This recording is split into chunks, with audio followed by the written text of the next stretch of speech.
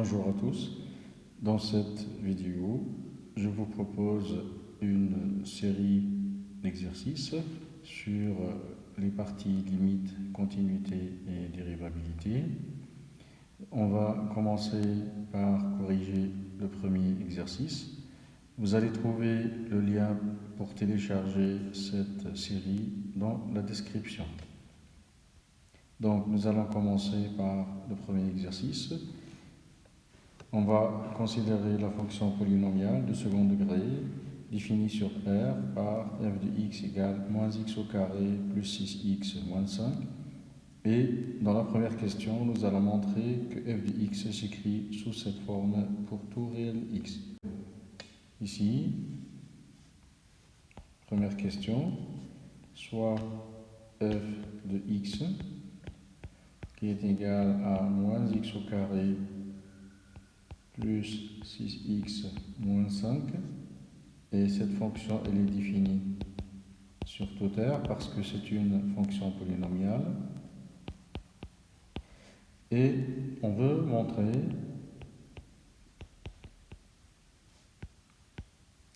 que f de x est égal à moins x moins 3 au carré plus 4.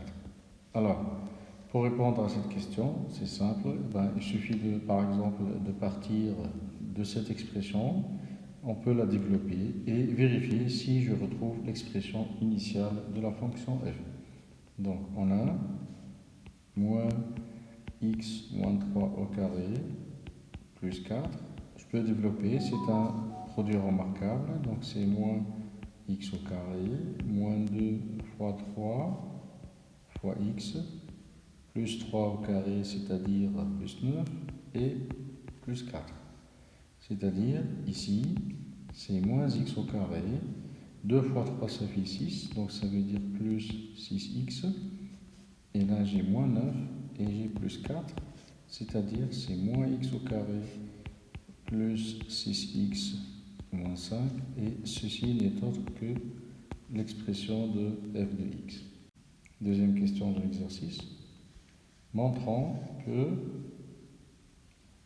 f de x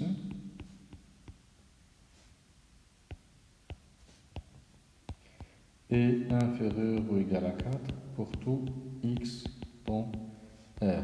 Pour tout x dans R. D'accord? Alors, on a ici moins x moins 3 au carré. Cette quantité, elle est négative ou nulle. Pourquoi? Parce que c'est un carré précédé par un signe moins, c'est négatif ou nul.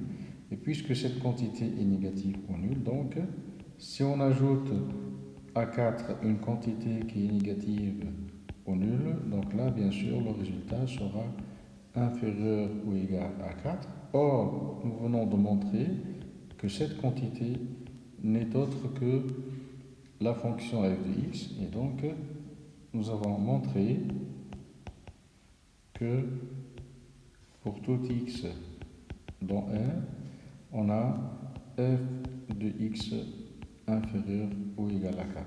Voilà.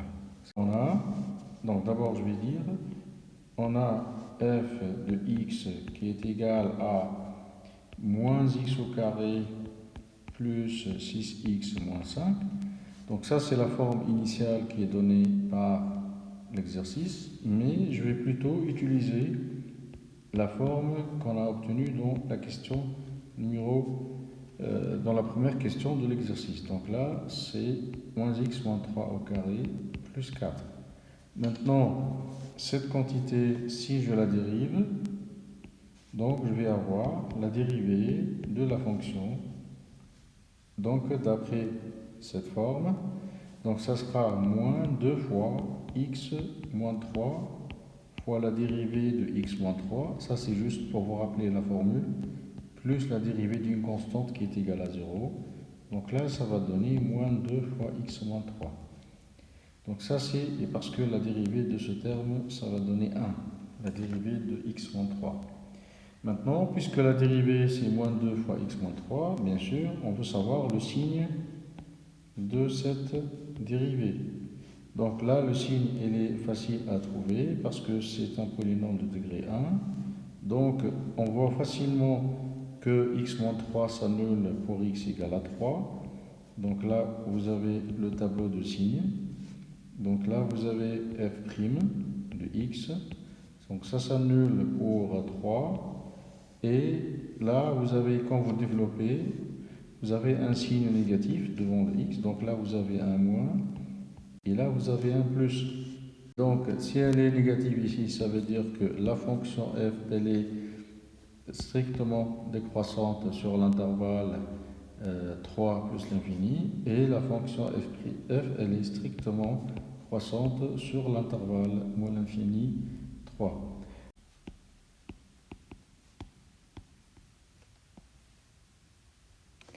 Donc, pour l'exercice 2, vous avez, on considère soit la fonction,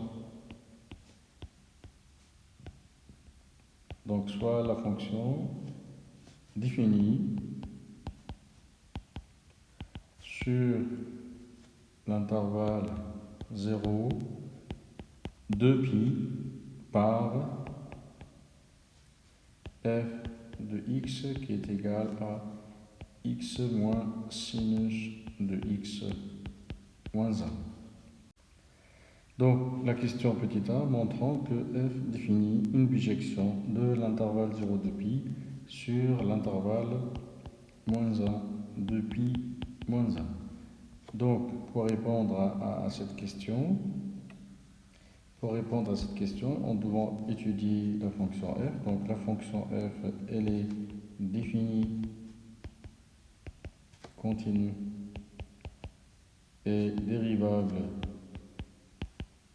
sur l'intervalle, en fait elle est dérivable sur tout R, mais l'exercice il a donné la fonction sur l'intervalle 0 de pi, donc on peut dire qu'elle est dérivable sur l'intervalle proposé, donc parce que x et sinus sont définis et sur tout R. Donc sur l'intervalle 0 de pi, et on a donc la dérivée de x est égale à la dérivée de x c1 et la dérivée du sinus et cosinus. Donc c'est 1 moins cosinus de x. Et on sait que quel que soit,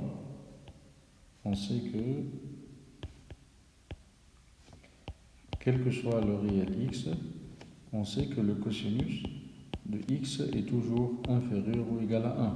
Le cosinus d'un réel est toujours inférieur ou égal à 1. Et donc, puisque le cosinus est inférieur ou égal à 1, donc ça veut dire que 1 moins le cosinus de x est toujours supérieur ou égal à 0. Or, cette différence n'est autre que la dérivée. Ça prouve que donc cette dérivée elle est positive sur l'intervalle qui est donné. Et donc, la fonction f de x, elle est continue et strictement croissante sur l'intervalle donc 0, 2 pi. Donc, si je regarde maintenant le tableau de variation, donc là vous avez l'intervalle 0, 2 pi. Donc là vous avez le x, d'accord. Vous avez la dérivée qui est égale à 1 moins cosinus x. Donc là vous avez f' de x. Et ici, vous pouvez remarquer que la dérivée s'annule pour, si vous prenez x égale à 0, vous avez f' de x qui est égal à 1 moins cosinus de x. Et donc, ceci en 0, ça va s'annuler. Donc la dérivée, elle s'annule en 0. Et pour x égale à 2π, aussi le cosinus de 2π, ça vaut 1. Et là aussi, vous avez f' de 2π, ça vaut 0. Donc là aussi, vous avez 0. Et là, la dérivée, elle est positive. Ça veut dire que la fonction f de x, elle est croissante sur l'intervalle 0, 2π, strictement.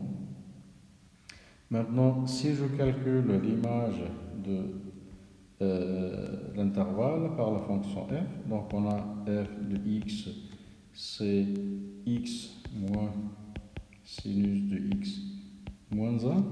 Donc si je calcule l'image de 0, donc le 0 moins le sinus de 0, ça fait 0. Donc là, ça fait moins 1.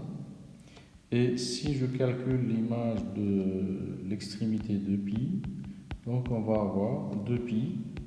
Et sinus de 2pi, c'est 0, donc ça fait moins 1. Donc finalement, là, je vais avoir moins 1. Et là, je vais avoir 2pi moins 1 pour donc l'image de 2pi.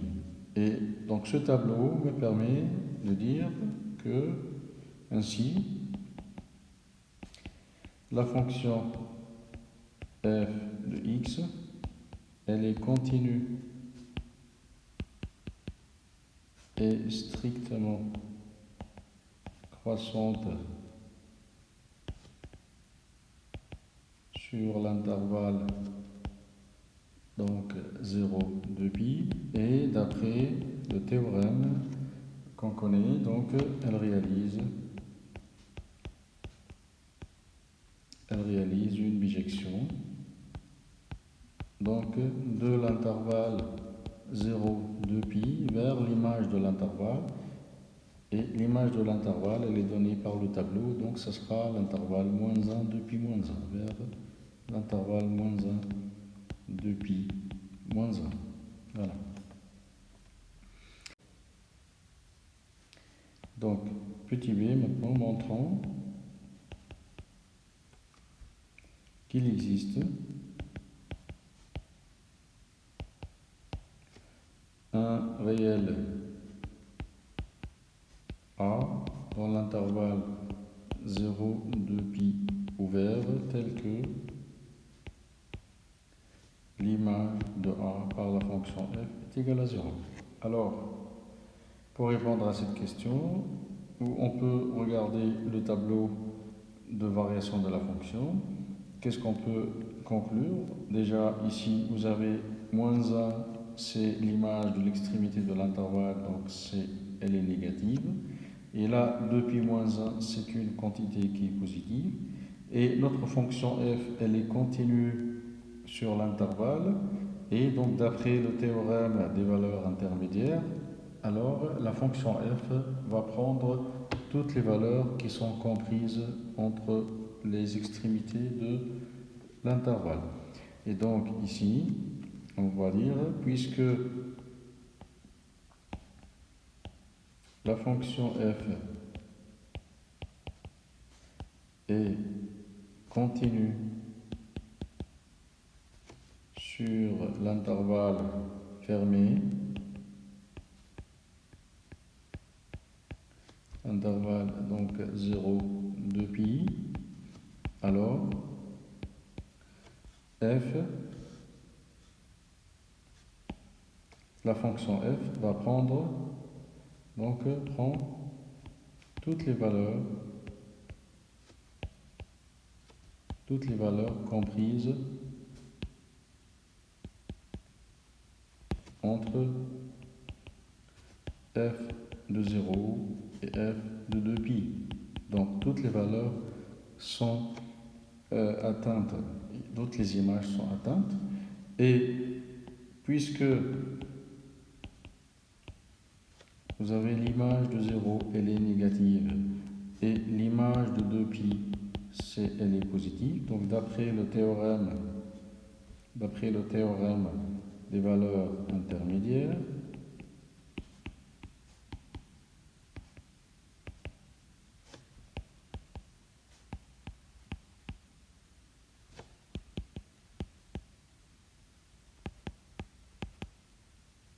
alors il existe en fait au moins,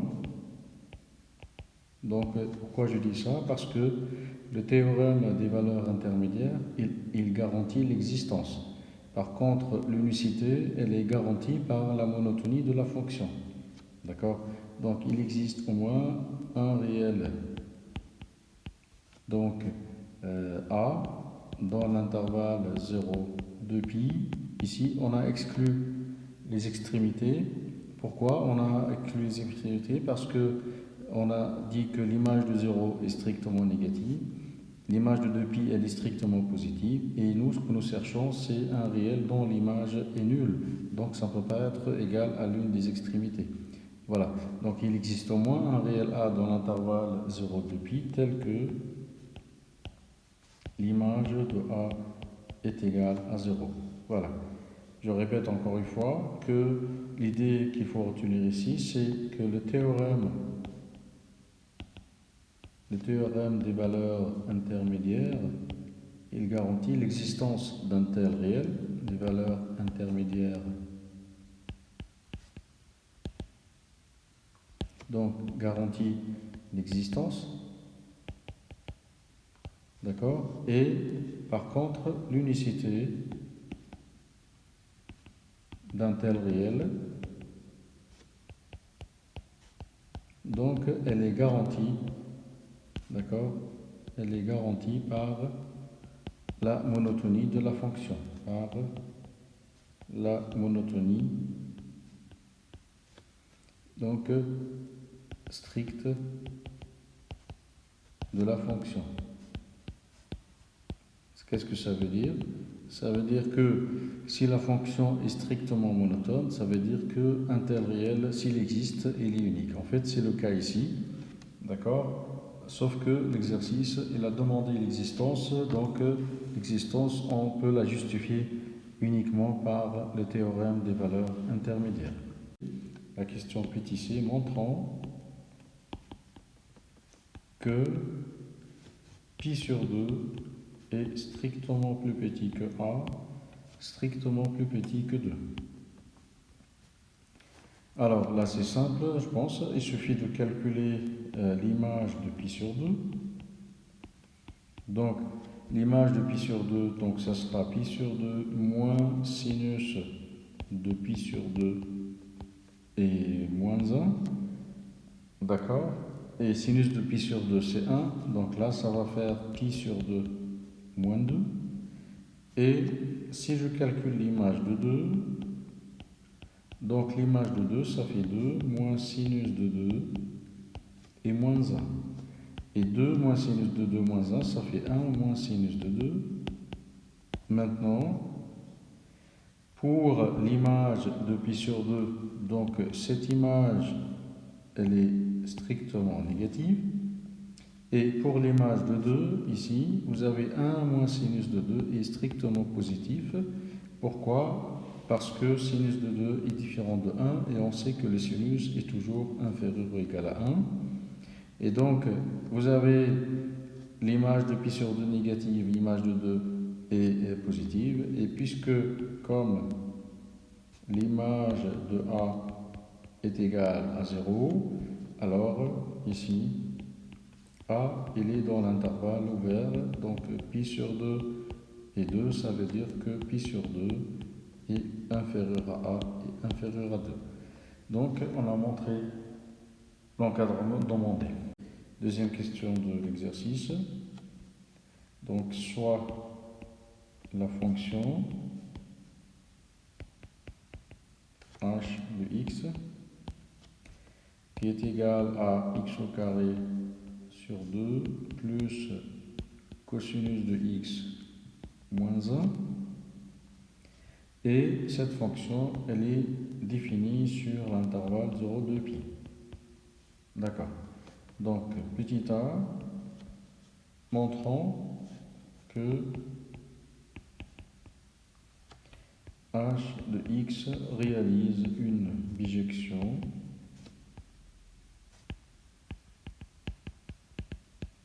de l'intervalle, donc une bijection donc de l'intervalle 0,2π vers l'intervalle donc 0, 2π au carré. Alors, la démarche, elle est simple. Donc, d'abord, on peut dire que la fonction h, elle est définie, continue et dérivable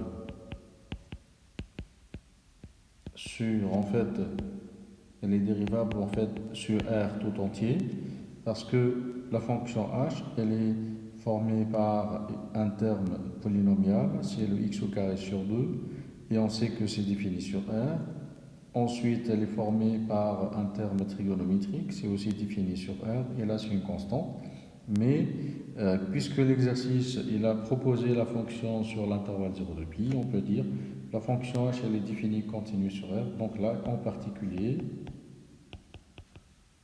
particulier, ça reste vrai sur l'intervalle 0 de pi, d'accord? Et on peut calculer la dérivée de la fonction. Donc ça sera la dérivée de x au carré sur 2, donc là ça fait x. Et la dérivée de cosinus, c'est moins sinus, donc là ça va donner, voilà. Et cette dérivée, elle aussi, elle est valable sur 0 de pi fermé. Donc ça c'est h' de x. Alors, ici, on va chercher le tableau de variation de la fonction h de x. Donc, pour le tableau de variation, vous avez donc x, là vous avez 0, là vous avez 2pi, et là vous avez la dérivée de h qui est égale à x moins sinus de x, d'accord? Et là vous avez h de x. Et qu'est-ce que vous remarquez? Que là, nous devons trouver le signe de cette dérivée. Nous devons trouver le signe de cette dérivée. Comment on va faire ici? Je reviens à la dérivée qu'on a trouvée, h' de x égale à x moins sinus de x.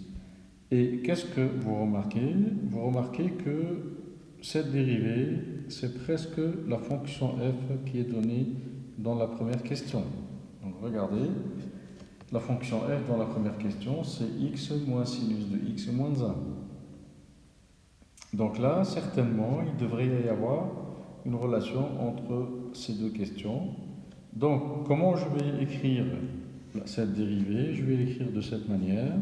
C'est x moins sinus de x moins 1, comme ça, plus 1. Donc, si je fais moins 1 et plus 1, donc j'ai rien changé.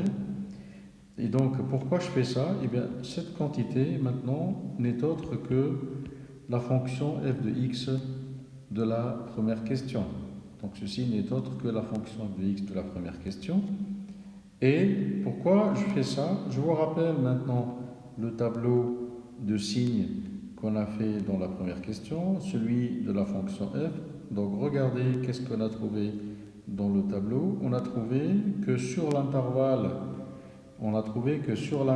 0, 2pi, que vous voyez ici, la fonction f de x, elle va partir de la valeur que vous voyez ici, c'est moins 1, jusqu'à arriver à 2pi moins 1. Qu'est-ce que ça veut dire ici? Ça veut dire que sur tout l'intervalle 0, 2pi, la fonction f de x elle est toujours supérieure ou égale à moins 1. Donc, on va écrire ça. On va dire or, d'après l'étude de la fonction f précédente, l'étude de la fonction f de x, on a, quel que soit x dans l'intervalle 0 de pi, on a montré que la fonction f de x, elle est toujours supérieure ou égale à l'extrémité moins 1. D'accord? Puisque c'est toujours supérieur ou égal à moins 1, si j'ajoute 1 aux deux membres de cette inégalité, je vais avoir f de x plus 1 est supérieur ou égal à 0. Or, f de x plus 1, eh bien, en fait, n'est autre que cette quantité, et ça veut dire que ce n'est autre que la dérivée. Donc là, ceci me permet de conclure que la dérivée de la fonction h de x, qui est égale à x moins sinus de x, est une quantité qui est toujours positive sur l'intervalle 0 de pi. Alors, puisqu'on a déterminé maintenant le signe de la dérivée, donc je peux mettre un plus ici, donc la dérivée elle est positive, et donc ma fonction h de x c'est une fonction qui est croissante, et donc c'est bon, j'ai terminé. Je peux encore une fois appliquer le théorème de la bijection en disant que la fonction h de x, elle est continue sur l'intervalle 0 de pi, elle est strictement croissante sur cet intervalle. Donc on va obtenir une bijection. Tout ce qui reste à faire, c'est chercher donc les images des extrémités de l'intervalle. Donc on va calculer l'image de 0. Vous avez l'image de 0. Donc ça sera donc 0 au carré sur 2 plus cosinus de 0 moins 1. Donc là ça fait 0. Et vous avez l'image de l'extrémité 2pi. Donc ça va faire 2pi le tout au carré sur 2 plus cosinus de 2pi moins 1. Donc là, je simplifie le calcul, j'obtiens 2pi au carré et cosinus de 2pi, ça fait 1 moins 1, ça fait 0.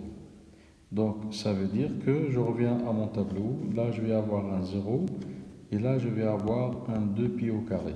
Maintenant, on va écrire la fonction h de x, elle est définie et continue sur l'intervalle 0 de pi. Elle est strictement croissante sur cet intervalle, strictement croissante sur cet intervalle 0 de pi. Donc elle réalise une bijection. Elle réalise une bijection, d'accord, de l'intervalle 0 de pi de départ vers l'intervalle image qu'on a calculé et qui est l'intervalle 0 de pi au carré. Voilà. D'accord. Donc montrons, donc ça c'est petit b, montrons que l'équation h de x égale à x admet une unique solution petit b dans l'intervalle donc 0 de pi, dans l'intervalle 0 de pi. D'accord. Alors ici on va reprendre la fonction h de x. On a h de x qui est égal à x au carré sur 2 plus cosinus de x moins 1. Et l'équation qui nous intéresse, h de x égale à x, ça veut dire quoi? Ça veut dire un x au carré sur 2 plus cosinus de x moins 1 égale à x. D'accord? Donc c'est ça l'équation qui nous intéresse. Or, ici, cette équation, qu'est-ce qu'elle implique? Elle implique que x au carré sur 2 plus cosinus de x moins 1 moins x égale à 0. Donc, chercher un réel b qui vérifie h de x égale à x revient à chercher un réel b qui vérifie cette équation. Soit la fonction g de x qui est égale à x au carré sur 2 plus cosinus de x moins 1 moins x. Cette fonction g, elle est définie sur toute R, en particulier sur l'intervalle 0 de pi. Et je peux calculer la dérivée de cette fonction. Et qu'est-ce que j'obtiens? J'obtiens x, et la dérivée de cosinus, c'est moins sinus de x, et là, la dérivée de moins x, ça fait moins 1. Donc, g' de x est exactement la fonction f de x. Or, je vous rappelle le tableau qu'on a trouvé dans la première question, qui concerne la fonction g. Donc là, vous avez 0. Là, vous avez 2pi. Là, on a trouvé la dérivée de la fonction f. Donc ça, c'est le tableau de variation de la fonction f. Et qu'est-ce qu'on a trouvé? On a trouvé que là, c'est moins 1. Voilà, et donc là, la dérivée de g, elle donne g' de x égale à x moins sinus de x moins 1. Et vous remarquez que la dérivée de g n'est autre que f. Et là, j'ai rappelé le tableau de variation de la fonction f qu'on a trouvé dans la première question. Et aussi, je vous rappelle que dans la première question, on a montré qu'il existe un réel a dans l'intervalle 0 de pi, tel que l'image de a est nulle. C'est-à-dire que là, quelque part, il y a un réel dont l'image est nulle. D'accord? Et là, entre moins 1 et 0, la fonction f, elle est négative. Et entre 0 et 2pi moins 1, donc la fonction f, elle est positive. Qu'est-ce que ça veut dire? Donc ça veut dire que le signe de la fonction f, ce sera le signe de la dérivée de g. Et donc je peux dresser le tableau de variation de la fonction g de la manière suivante. x0, 2pi, et là j'ai la fonction, donc j'ai la dérivée de g, d'accord? Et là je peux mettre a, qui est entre 0 et 2pi, et on va dire que ça s'annule, puisque g' c'est f et f s'annule pour la valeur a, que là, la dérivée, elle est positive. Donc là, je répète que le signe que vous voyez ici, il provient du signe de f. Et entre 0 et a, la dérivée de g, elle est négative. Et là, le signe que vous voyez aussi, ça provient du signe de f. Et donc, la fonction g de x, elle est donc négative, elle est décroissante sur l'intervalle 0a et elle est croissante sur l'intervalle a de pi. Maintenant, je peux calculer les images des extrémités. Donc 0 c'est 1, 1 moins 1 ça fait 0, donc g de 0 est égal à 0. D'accord?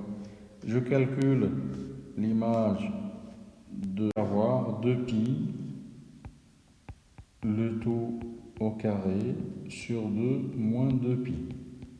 C'est-à-dire, ça va nous donner 2pi au carré moins 2pi. Voilà donc l'image de 2pi. D'accord? Donc là, on a 0. Là, on a 2pi au carré moins 2pi. Et là, on a le g de a. Donc, on a g de x égale x au carré sur 2 plus cosinus de x moins 1 moins x. Et je vous rappelle que ceci, c'est l'expression h de x moins x. Donc, c'est-à-dire ch de x moins x.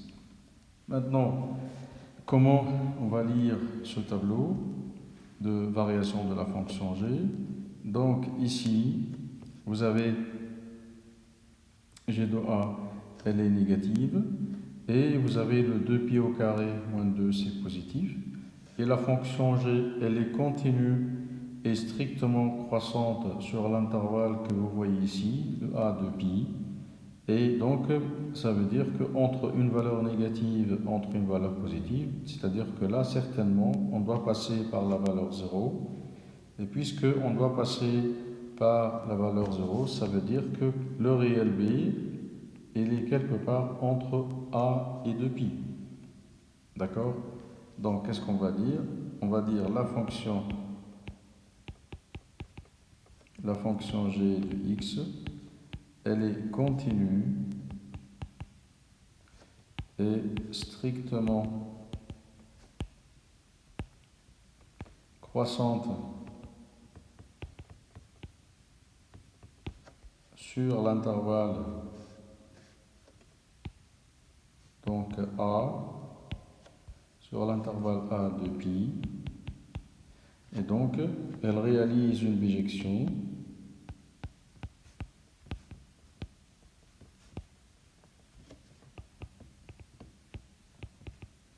de l'intervalle a de pi vers les images respectives ici qui sont g de a et 2pi au carré moins 2pi. D'accord? Voilà. Comme ici 0, il appartient à l'intervalle g de a 2pi au carré moins 2pi, alors il existe une unique valeur ou bien un seul réel b dans l'intervalle, donc dans l'intervalle a 2pi, et en fait cet intervalle a 2pi lui-même il est inclus dans l'intervalle de départ qui est l'intervalle 0,2pi. Donc il existe un seul réel petit b dans l'intervalle 0,2pi tel que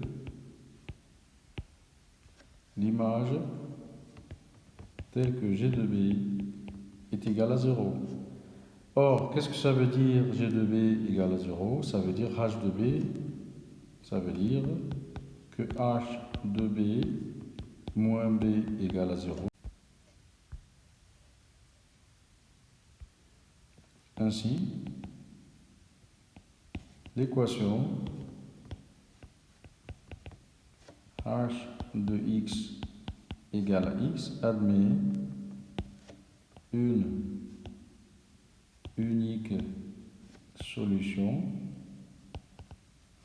petit b dans l'intervalle 0, 2pi. Alors, la dernière question de l'exercice, maintenant, montrons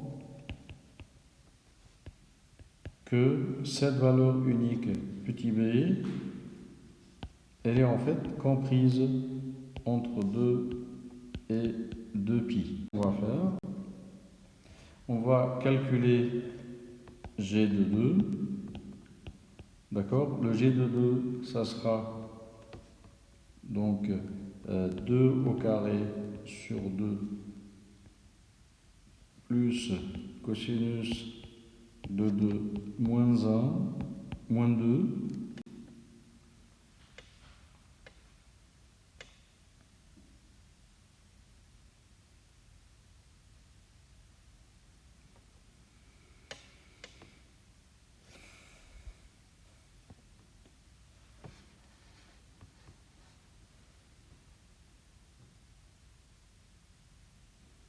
Donc le g de 2, c'est égal à 2 au carré sur 2 plus cosinus de 2 moins 1 moins 2, ça fait 4 sur 2, donc ça fait cosinus de 2 moins 1. Et là, c'est clair que cette quantité, elle est strictement négative.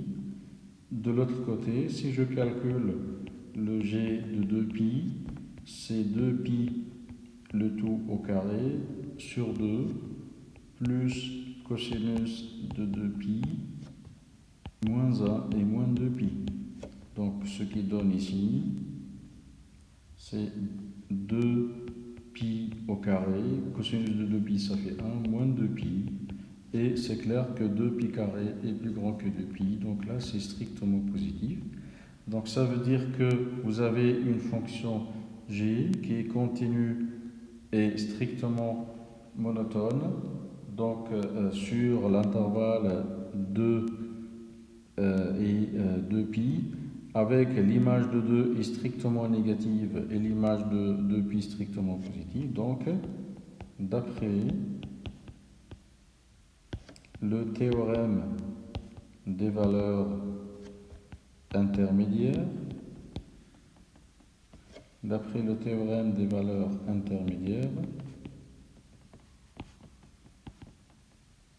que j'ai appliqué sur l'intervalle cette fois donc 2pi, alors puisque j'ai l'image de 2 est négative et l'image de 2pi elle est strictement positive, donc là il existe, donc là en fait l'existence elle est donnée par le théorème des valeurs intermédiaires et un unique ici. Et l'unicité, elle est donnée par la monotonie stricte. Elle est donnée par la monotonie stricte de la fonction g.